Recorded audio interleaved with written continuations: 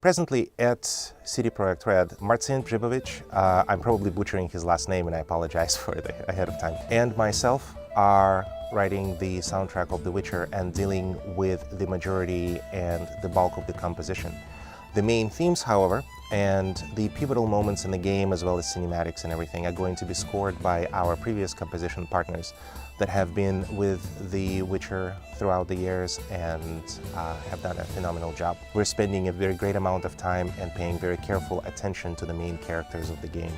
to their themes, to the way that the music is perceived within the game and how it interacts with both the player and events in the world. It is important to note that we are taking an adaptive music approach. We're trying to create a cohesive experience and not just switch to a different piece of music that describes the mood better. So coming from 38 studios and some of the solutions that we have made that unfortunately never will see the light of day, there is a lot of very important lessons that we've learned. The variety of the soundtrack, making sure that the music is very much in tune among the different pieces within itself and is very cohesive, but also that the music is ambient where it needs to be and it retreats in the background and provides a very nice backdrop to whatever you're doing without drawing your first and utmost attention to it.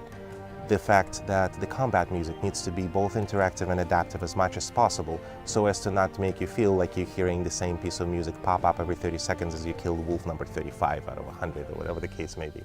in the MMO. All of that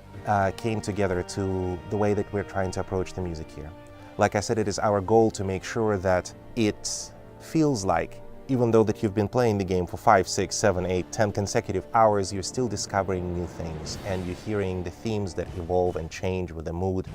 with the world, with your actions, and provide a very immersive experience to you, just as well as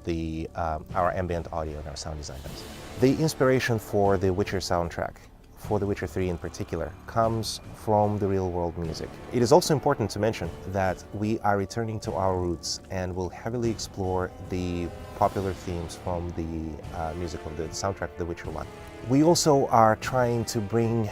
the kind of music that is not very stereotypical with the Western RPGs these days. We take a lot of inspiration from the Slavic roots. As you can imagine, for instance, the Lord of the Rings soundtrack comes up a lot,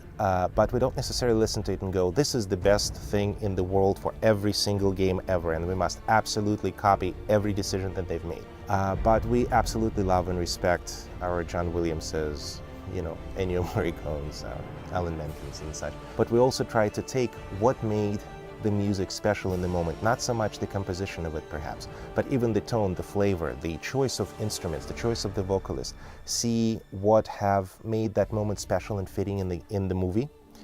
and see if we can learn important lessons and draw the parallels of it for the game. It is very important to know that we're trying to examine what makes the linear movie soundtrack moving and very poignant in the moment, and bring that into the interactive nature of our game, non-linear nature of our game.